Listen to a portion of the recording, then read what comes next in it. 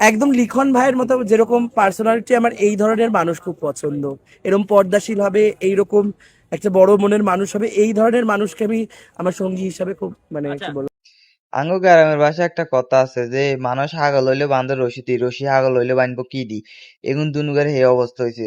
ওই হালার উত্থালা আজ জানি হারাদিন মাস্ক একখান মানে মুখে দি থাকবো, ইয়ে কি বেডা না বেডি আল্লাহ পাক বালা জানে। কিন্তু দুনুগের ঠিক আছে, দুনুগের লগে মিলবো বালা, জাগা বরাবর যায় যখন দুনুগের সুয়ারি গোড়া পাড়ি খাইবো তখন বুঝবে কত চাইলে কত দাম,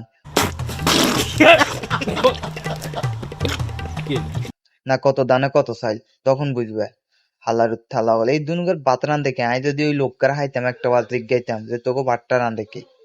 এগুলো হে অবস্থা, শালার কো ছালা বল, কাম নাই কাজ নাই। সোশ্যাল মিডিয়া তাই দুনুকে কি অবস্থা হইয়া যায় কিনবো। মামুনের বউ গেল লগে বাইদলে হিয়া যায়, বই গেল লগে থাকবো একবার। লাইলা কি লাইলা নি হেয়ার লগে বাইজারি ইগে লাইলার লগে আসলে অন আবার নতুন গেল লগে বাইজারি হে মানে এর কাম হইছে যাই কুঙ্গে কার লগে বেজাল, কুঙ্গের বউর লগে বেজাল হইব হিয়া মাস্ক আকান পরে ও বাবুরে হে সুদর্শন পুরুষ, কি স্মার্ট পুরুষ।